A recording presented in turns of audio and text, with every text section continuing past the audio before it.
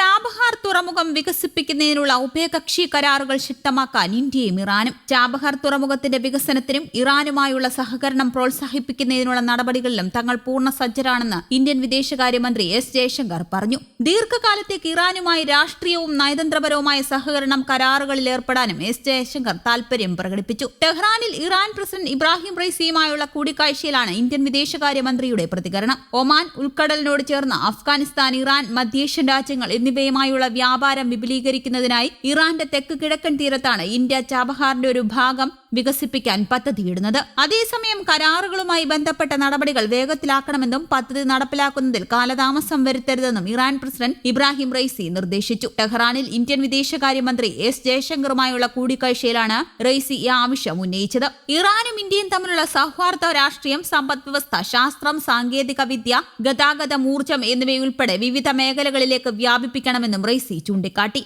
ഗാസയിൽ ഇസ്രയേലി സൈന്യം നടത്തുന്ന ബോംബാക്രമണങ്ങൾ അവസാനിപ്പിക്കുന്നതിലും പലസ്തീനിലെ ഉപരോധം നീക്കുന്നതിലും പലസ്തീനുകളുടെ അവകാശങ്ങൾ പുനഃസ്ഥാപിക്കുന്നതിലും ഇന്ത്യക്ക് സുപ്രധാന പങ്ക് വഹിക്കാനാകുമെന്നും അദ്ദേഹം കൂട്ടിച്ചേർത്തു. തീവ്രവാദത്തിനെതിരായ പോരാട്ടം, അഫ്ഗാനിസ്ഥാനിലെ സമാധാനത്തിനും സുരക്ഷയ്ക്കുമായുള്ള സഹകരണം, പരസ്പരമുള്ള വ്യാപാരം പ്രോത്സാഹിപ്പിക്കൽ, ദേശീയ കറൻസികളുമായി ബന്ധപ്പെട്ട വിഷയങ്ങൾ, അന്താരാഷ്ട്ര സമുദ്രപാതകളിലെ സുരക്ഷിതമായ ഷിപ്പിംഗ് തുടങ്ങിയ വിഷയങ്ങളിൽ ഇരു രാജ്യങ്ങളും ശ്രദ്ധ പുലർത്തിയതായി മാധ്യമങ്ങൾ റിപ്പോർട്ട് ചെയ്തു. അതിനിടെ ചെങ്കടലിലെ പുതിയ സംഭവങ്ങൾ എണ്ണവിലയിൽ കുതിച്ചുചാട്ടത്തിനിടയാക്കുമെന്ന് ആശങ്ക. മേഖല പ്രക്ഷുബ്ധമാകുന്ന ഇന്ത്യ പോലുള്ള ഇറക്കുമതി രാജ്യങ്ങൾക്ക് വലിയ പ്രതിസന്ധിയാകും. ഇന്ത്യൻ സാമ്പത്തിക രംഗത്തിന്റെ വളർച്ചയെ ഇത് ബാധിച്ചേക്കുമെന്നും ലോക സാമ്പത്തിക ഫോറം പ്രസിഡന്റ് ബോർക്ക് ബ്രെൻഡ് മുന്നറിയിപ്പ് നൽകി. ഹൂതികളും അമേരിക്കയും ബ്രിട്ടനുമാണ് ചെങ്കടലിൽ പോരടിക്കുന്നത്. അതേസമയം വിഷയത്തിൽ രമ്യമായ പരിഹാരം കാണാനുള്ള ശ്രമത്തിലാണ് ഇന്ത്യ. ചെങ്കടൽ വഴിയുള്ള ചരക്ക് കടത്ത് തടസ്സപ്പെട്ടാൽ ഇന്ത്യയുടെ കയറ്റുമതി ഇറക്കുമതിയെ ബാധിക്കും. എന്നാൽ മറ്റു വൻകിട രാജ്യങ്ങളെ ബാധിക്കുന്ന അത്ര ഇന്ത്യ ബാധിക്കില്ല.